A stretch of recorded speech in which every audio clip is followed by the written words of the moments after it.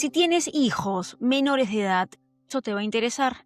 Mente, o quizá no, ¿sabías que ya se promulgó en el Perú una ley que prohíbe el uso de celulares durante las clases en las instituciones educativas? Esta ley se promulgó el año pasado, a mediados de junio del 2025, y lo que vamos a hacer hoy, aquí en Proyecto G, es tratar de entender bien si es que esta ley es suficiente para proteger a los chicos del celular. También entender bien si es que tenemos una falsa seguridad con esta ley o hasta dónde realmente abarca y protege tanto esta ley al alumno. También entender bien el factor del colegio, ¿no? Saber al momento de que ustedes matriculen a sus hijos en el colegio que sea que ustedes elijan, si es que el colegio ya implementó esta ley en sus, digamos, en sus instalaciones y si es que ya se menciona en el manual interno del colegio, ¿no? Así también como entender un poquito más allá de este primer intento que está haciendo el Estado peruano por proteger a los chicos en el mundo digital, que es tan avasallador, que a veces sobrepasa, que a veces es mucho más grande. Estos chicos que recién están comenzando a entrar en la adolescencia, también es importante entender que todavía su cerebro no está desarrollado. Biológicamente, ellos todavía no están desarrollados. Entonces, son muchos los retos que tienen que afrontar. Digamos, no es que tampoco quiera ser pesimista, no es que tampoco quiera buscarle los, no sé, los 5, 6 o 7 pies al gato, sino que es importante saber qué cosa es lo que tenemos hoy como protección hacia nuestros hijos en el mundo digital, es informarnos, es entender, para también en base a eso poder uno ir y exigir, ¿no es cierto? Entonces, vamos a partir de la ley. Para los papás que ya saben o los que no saben o lo que más o menos lo tenían entendido, ya existe esta famosa ley de las que le estoy comentando, que es la 32385. Entonces, ahora lo que vamos a hacer es entender si es que esto es una solución real o es que un simple parche para una herida que en lo personal yo considero que todavía sigue sangrando.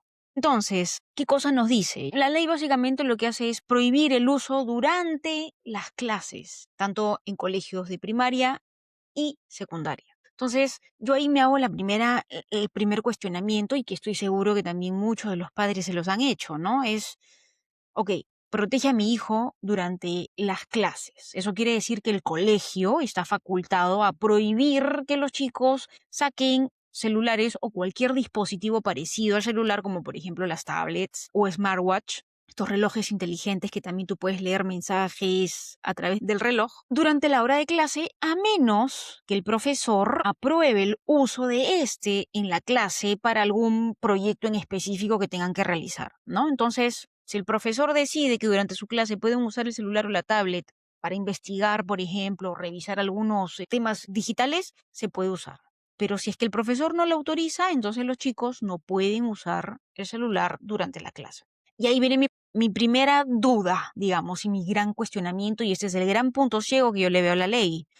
Y es que, ok, el chico es más que seguro que va a llevar el celular al colegio. Probablemente ese chico tenga ese celular apagado o en mute, escondido, o en la cartuchera, o en la mochila, probablemente en el bolsillo del pantalón, el short, la casaca, lo que sea, o la falda, ¿no? Ok, ¿y qué pasa cuando este chico o esta chica va al baño? Cuando está caminando por los pasillos del colegio, cuando están en hora de recreo, cuando, no sé, se va a la cafetería a comer algo. ¿Qué pasa ahí con el uso del celular? Sigue estando dentro de las instalaciones del colegio. Y lógicamente el colegio no va a prohibir que ese chico saque el celular en el baño, por ejemplo, o que lo saque en la cafetería, porque la ley no lo exige. Entonces, si bien es cierto, el propósito de esta ley es que los chicos recuperen un poco la concentración durante clase, mejore la calidad de la salud mental de los adolescentes y también se reduzca el ciberbullying. Entonces, yo me hago la pregunta, ok, quizá durante clase,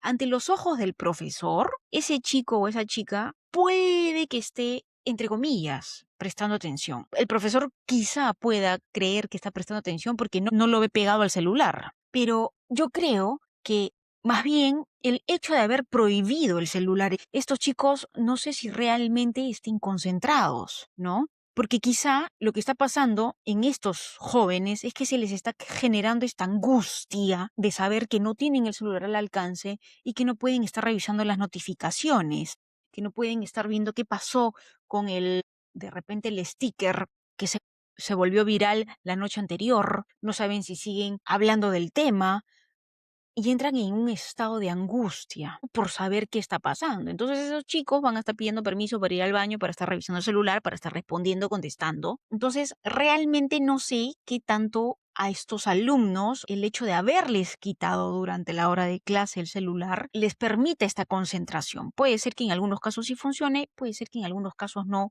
justamente por esta duda que les comento. Que disminuye el ciberbullying, es ahí donde entra el gran cuestionamiento del que también quiero hablar y conversar con ustedes y profundizar. Y por favor, siéntanse en la libertad de poder dejarme todos sus comentarios y hagamos un hilo de conversación sobre el tema, sobre todo para muchos padres que estoy segura están pasando alguna situación complicada, con hijos que están en la preadolescencia o ya en la adolescencia y que no saben qué hacer porque el celular o digamos, el acceso al mundo digital, a las redes sociales, a los juegos en línea, el mismo WhatsApp, ¿no es cierto? Se ha vuelto quizá un gran problema hoy en casa, ¿no? Entonces, si es que esta ley reduce el ciberbullying en lo personal, yo no soy psicóloga, yo no soy docente escolar, analizando un poco, investigando un poco, escuchando, viendo y entendiendo un poco, esta ley así por sí sola no va a disminuir desde mi punto de vista, no va a disminuir el ciberbullying. Y para eso, lógicamente, yo he investigado un poco y he podido encontrar algunos datos interesantes que simplemente me dan la certeza de que no va a eliminar el ciberbullying el hecho de que los chicos durante clase no tengan acceso al celular. Y es que, por ejemplo, ya en países como España o Corea del Sur, que nos llevan años luz, que comenzaron a sacar leyes inicialmente prohibiendo el uso de los celulares en los colegios, ¿no? Durante las horas de clase. ¿Y qué es lo que pasó, por ejemplo, en España? Estos son reportes oficiales. Es un reporte oficial que dio la UNESCO en el año 2023, puntualmente sobre el caso de España. Dio diferentes informes que yo también los invito, por favor, a que entren, investiguen, lean, para que vean que no es que yo me esté inventando de loca, ¿no? Y es que se demostró que prohibir el celular quizá en algunas situaciones podía ayudar a mejorar algunas notas durante clase en el colegio, ¿no?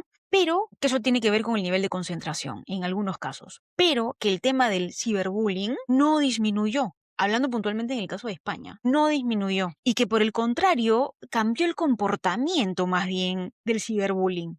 ¿Qué es lo que ocurrió? Que en España el ciberbullying se volvió nocturno. Dejó de ser algo que ocurría durante el día y se tornó clandestino. ¿Por qué? Porque dejaron de hacer el ciberbullying, dejaron de hacerlo dentro de las mismas plataformas como las redes sociales, como Instagram o como Facebook, y migraron más bien a otras plataformas en donde quizá no se sospechaba de que se estaba dando el ciberbullying a estos chicos del colegio, ¿no? Entonces, por ejemplo, pasaron a grupos privados de WhatsApp. Entonces, encima que se volvió nocturno, entonces tenías chicos trasnochados, desvelados, que aprovechaban estar metidos en su cuarto, todos en su casa durmiendo, y ellos estaban en el celular dándole que te dándole al bullying a algún compañero o compañera del colegio. Y encima salieron de las mismas plataformas de las redes sociales porque se dieron cuenta que estaban siendo observados y pasaron a grupos privados de WhatsApp. Entonces, no desapareció el ciberbullying en España con esta medida, al contrario, agudizó el tema y generó más bien nuevos comportamientos, ¿no? Que tuvieron que ir descubriendo. Entonces pasó a ser un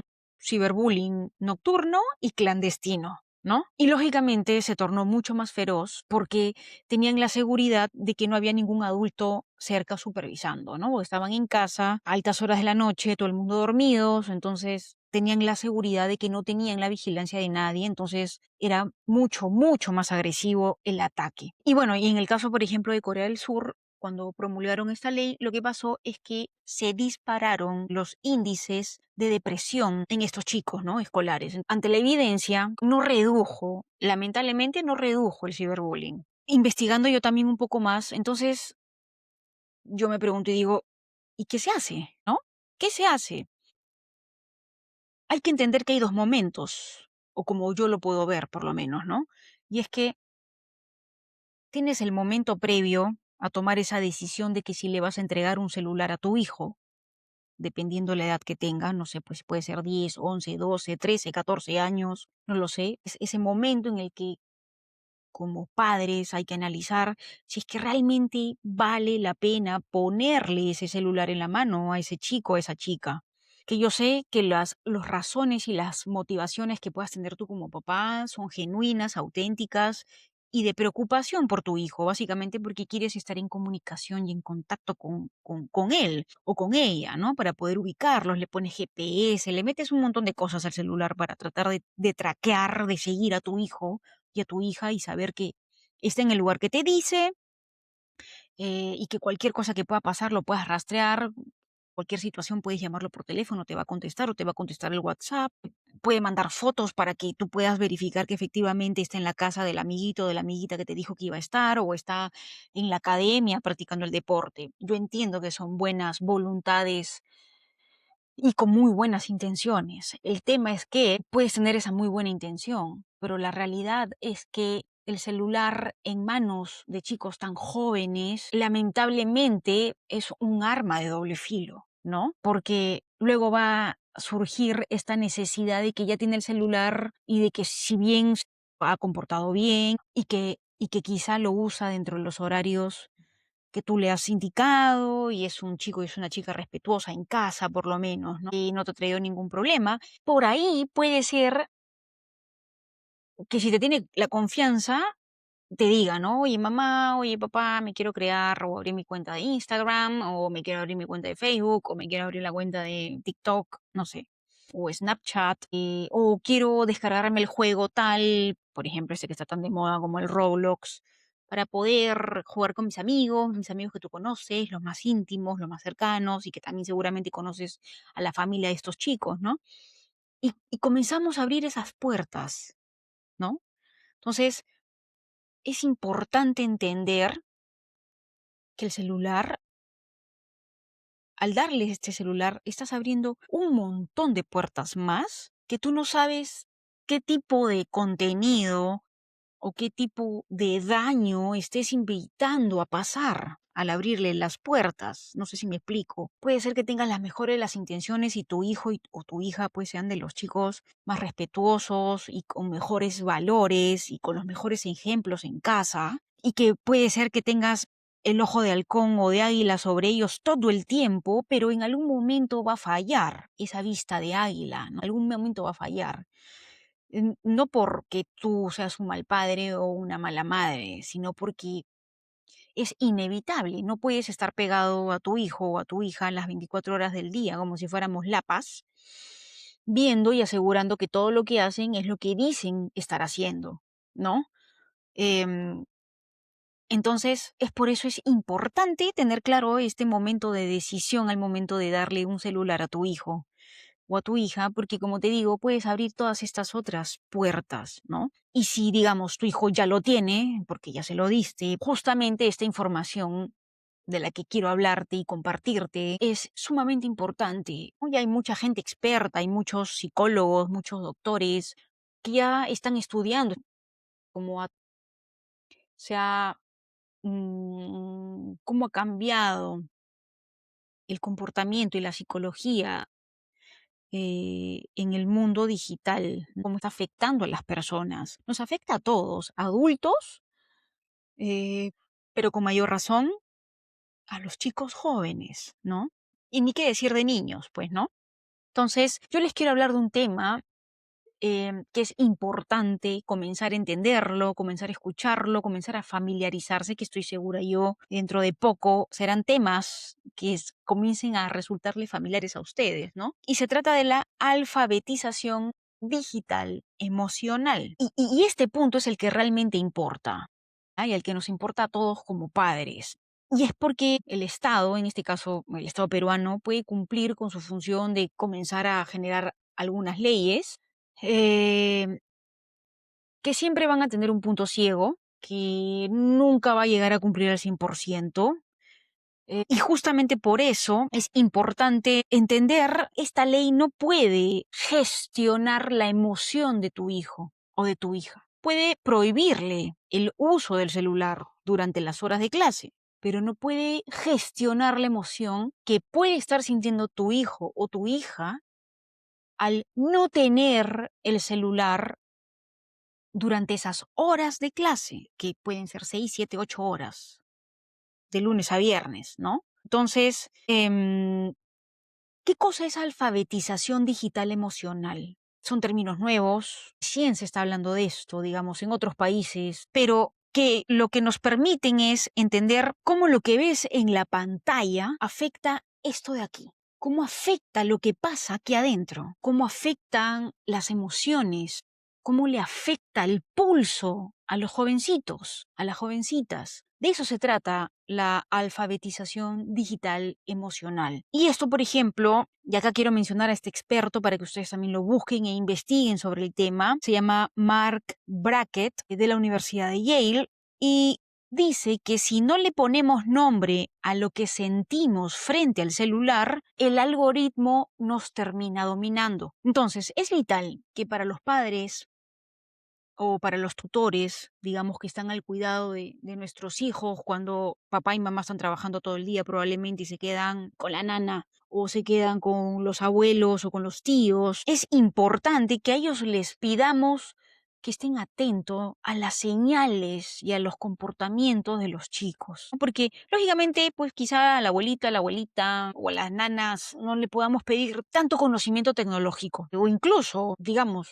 a los propios padres, ¿no? Pero sí es importante que estén alerta al comportamiento de los chicos, cómo se comportan ellos en casa. Y para esto, la doctora Sherry Turkle del MIT advierte que estamos sustituyendo la conexión real por lo digital. Y esa es una advertencia que en realidad ya se viene haciendo desde hace muchísimos años. Y para entender este reto, hay tres señales científicas que se deben observar. Y se las voy a compartir para que ustedes puedan observar esto en sus hijos. La primera es el efecto desinhibición. ¿Qué cosa es el efecto desinhibición? Es que, y nos explica, ¿no? Esta doctora, nos dice que si nosotros no tenemos contacto visual, nuestro cerebro elimina la empatía, ¿no? ¿Qué quiere decir esto?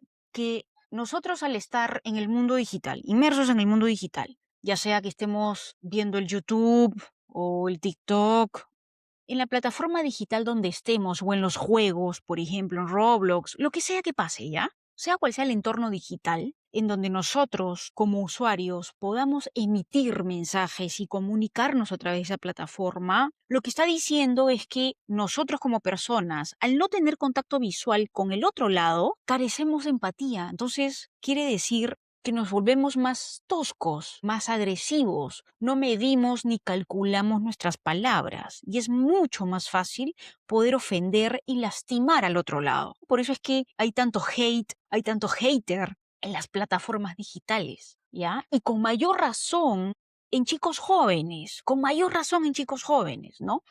Que no quiere decir pues que estos chicos sean malos, sino que ocurre este efecto de desinhibición que al hecho del chico ponerlo tú a través de una pantalla de celular y tener que escribir un mensaje porque no está de acuerdo, porque de repente no le pareció el comentario, porque no le gusta el color, lo que sea, esa opinión que va a dar no la va a poder controlar de la misma manera que si este chico estuviera frente a la otra persona cara a cara. Si, por ejemplo, tú en este momento no estás de acuerdo con lo que yo estoy diciendo y me vas a dejar un mensaje, probablemente si te molestó mucho lo que yo comenté, tu mensaje va a ser lógicamente cargado de cólera, de molestia, pero el filtro que vas a usar quizá de tus palabras va a ser menor de que si tú me tuvieras frente a frente.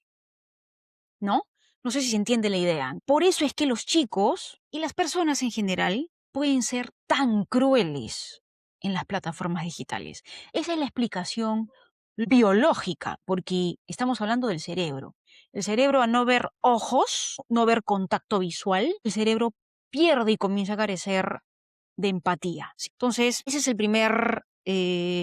es la primera señal que tenemos que nosotros identificar en nuestros hijos. La segunda señal es la comparación social ascendente. ¿Qué cosa es esto? Es ese sentimiento de sentirse menos o sentirse inferior con el resto al momento de revisar las redes sociales, por ejemplo. ¿No? No sé si les ha pasado a veces que tú ves el Instagram, tiene pues la gran vida y tiene pues estas casas enormes y que tiene un montón de personas a su disposición para que le hagan de todo y le limpien y le cocinen y no sé qué y no sé cuánto y tienen no sé cuántos carros y viaja.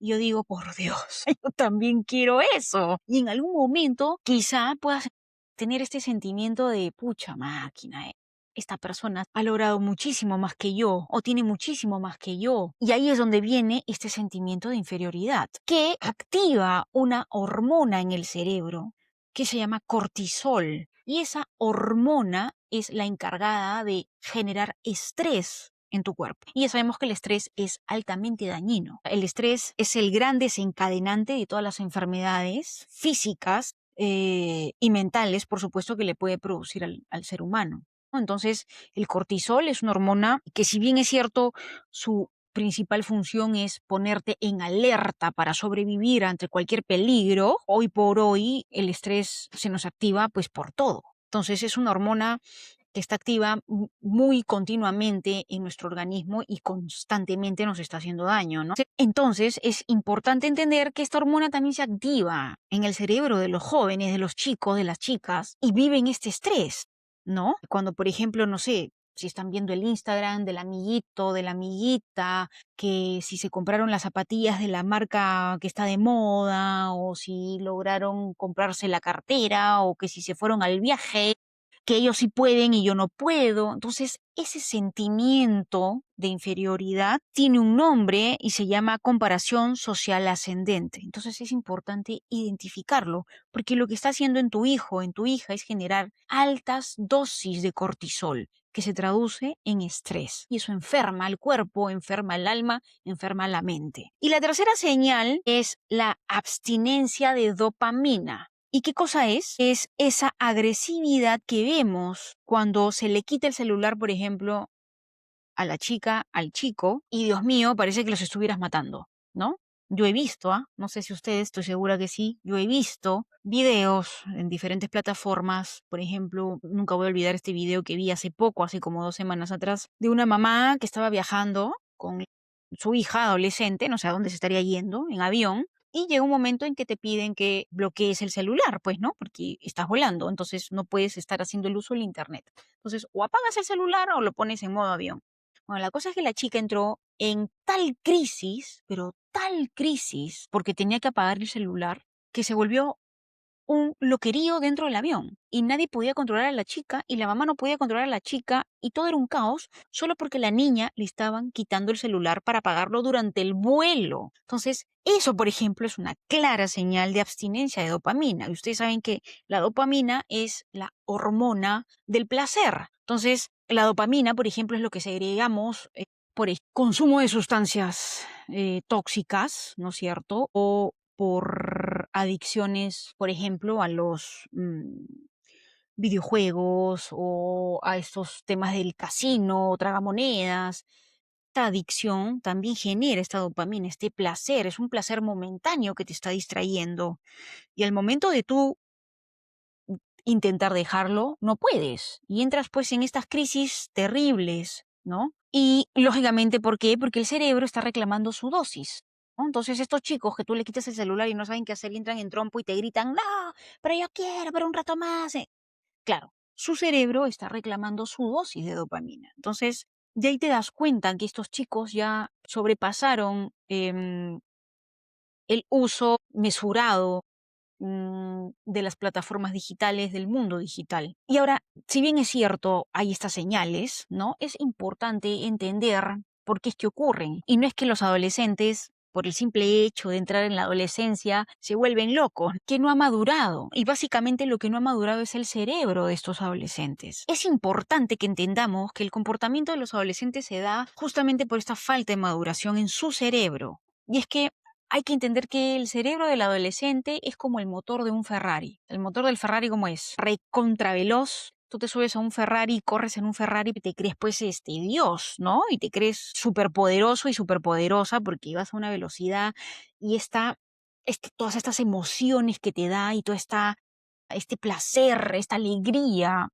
que puedes vivir dentro de un Ferrari. Y no solo por la velocidad, sino también por el hecho de que te volteen a ver. Sobresales, te da poder, te da estatus, te sientes superior a los demás. Eso pasa, lo mismo pasa con el cerebro de los adolescentes. Pero aquí está el problema biológico, que no es un problema, sino que es falta de maduración porque todavía está en desarrollo. Y es que, si bien es cierto, el cerebro de los adolescentes es como un motor de un auto Ferrari, pero sus frenos son de una bicicleta. ¿Me explico?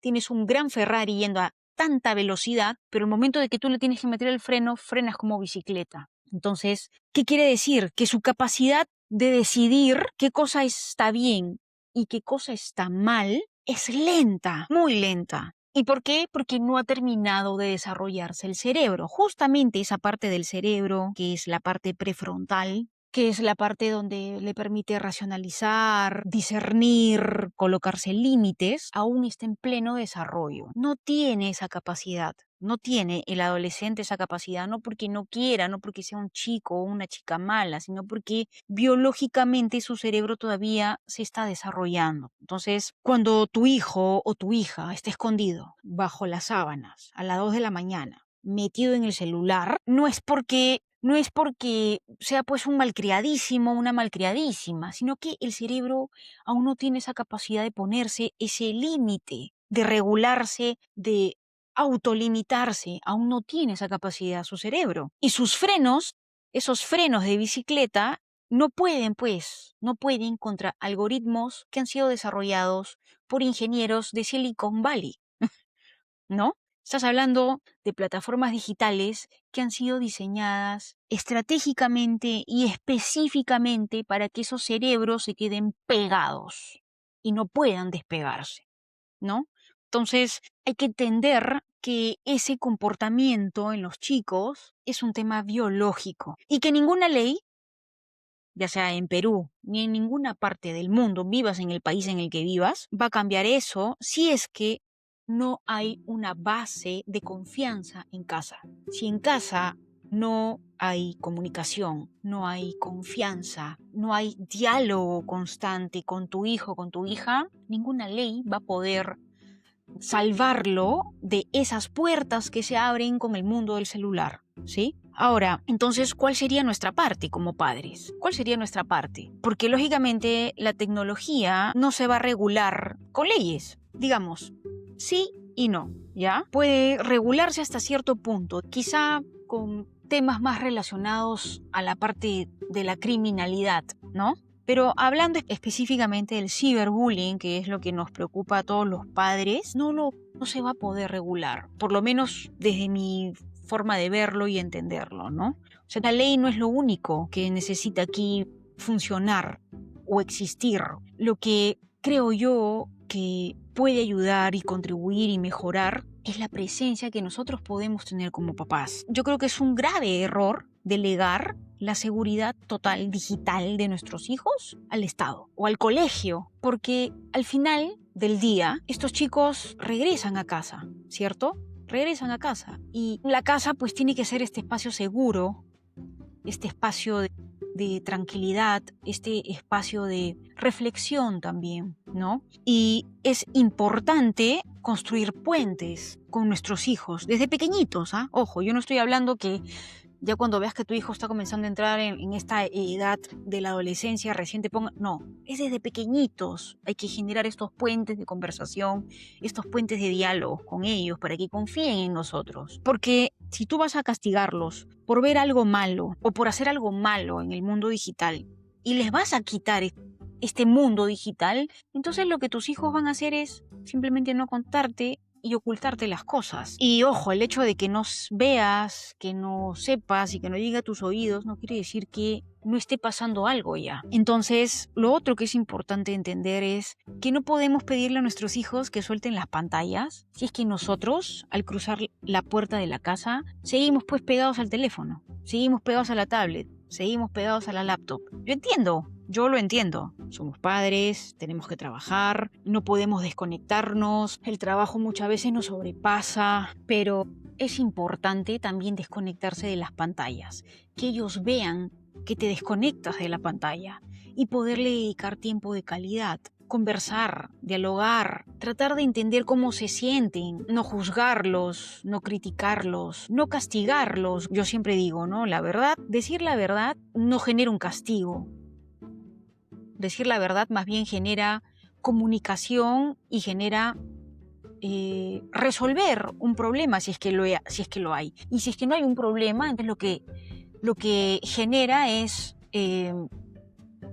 la corrección, hecho de tener la posibilidad de corregir eso que hicieron para un futuro, pero no un castigo. Entonces es importante poder escucharlos, poder estar ahí, pero escucharlos mirándolo a los ojos, no escucharlos mirando nuestro celular, ¿no? Porque finalmente hay que entender que las leyes que puedan promoverse o puedan promulgarse, como les digo aquí o en cualquier parte del mundo, simplemente es una herramienta de control. Pero el cuidado auténtico, el verdadero cuidado, no se legisla, no es a través de las leyes, a través del día a día, ¿no? De nosotros como padres con nuestros hijos, ¿no? Entonces, es importante, ya cerrando un poco de este episodio, es importante que sepan que existe esta ley, que ya está promulgada, o sea, que es oficial. Los colegios están obligados a regular ya esta ley dentro de sus paredes. Tiene que haber señalética que prohíba el uso del celular dentro de los ambientes donde se dictan clases. Pero también es importante que ustedes sepan y verifiquen el manual interno del colegio cómo es que están aplicando esta ley y cómo es que van a sancionar también, ¿no? Es importante entender porque la ley se ha creado un poco y se le ha dicho al colegio, oye, aquí está la ley, difúndela en tu manual interno y ya tú ve cómo lo supervisas y cómo lo controlas, ¿no? Entonces hay que estar atentos a eso, hay que revisar el manual interno de los colegios a la hora que vayan a matricular a sus hijos para que puedan entender bien la magnitud y el alcance y si es que se está o no se está supervisando de la manera correcta y ya ustedes como padres puedan también hacer escuchar su voz en el colegio, ¿no? Y como reflexión final, yo lo que les quiero decir es que esta ley 32385 es, lógicamente, un inicio de intento del Estado peruano por frenar el ciberbullying en los colegios y que está forzando, digamos, está forzando al chico dentro del colegio a tratar de no tener acceso al celular durante las 6 o 7 u 8 horas de clases que puedan tener durante el día. Pero, ojo, como les decía, hay que estar muy atentos a qué pasa con estos chicos en el recreo y el celular, qué pasa esto con estos chicos en los baños y el celular, y qué pasa pues también con estos chicos una vez que salen del colegio y el celular, ¿no? Porque yo lo que veo es que este silencio digital por estas 6 u 8 horas durante clase es como una olla a presión, ¿no? O sea, este chico o esta chica se están aguantando esta ansiedad y estas ganas de ver qué es lo que está pasando y cómo quedó la pelea o el pleito o en qué quedó el sticker que se hizo viral anoche o el video que se difundió de mí. Cuando se destapa esta olla a presión, Dios mío santo, ¿qué es lo que sale, no? ¿Qué tanto quema, no? ¿Qué tanto daño puede hacer, no? Entonces, pregunta que yo les dejo hoy para que ustedes reflexionen y puedan cuestionarse con tu esposa, con tu esposo, es ¿con qué vas a llenar ese vacío cuando tu hijo llegue a casa hoy? ¿No? Me refiero a ese vacío de no haber estado en contacto con el celular durante sus horas de clase. ¿Con qué vas a llenar ese vacío hoy? No dejen de observarlos, no dejen de mirar, no dejen de ver su comportamiento, si se aíslan, no se aíslan, si están más apagados, más callados, o de repente más hostiles, responden feo, contestan feo, ¿no? No dejen de preguntar, siempre pregunten, no pierdan el interés. Si les dicen que están bien, realmente están bien. traten de profundizar un poquito más. ¿Qué hicieron? ¿Qué no hicieron? Si alguien se molestó, no se molestó, si alguien le está pasando mal, si alguien le está pasando bien. Sigan preguntando. No se queden satisfechos con el estoy bien, porque habría realmente que entender qué cosa es estar bien para tu hijo o para tu hija, ¿no? El Estado peruano ha cumplido con prohibir el uso del celular durante las clases en los colegios, primaria y secundaria, ¿no? Pero tú como padre tienes la obligación de conectar con tu hijo, con tu hija. Es la obligación que tenemos todos los padres. Y finalmente, lo que yo también les quiero decir es que saber dónde estamos es el primer paso para decidir hacia dónde queremos ir. Soy Gisela Castañeda y esto fue Proyecto G.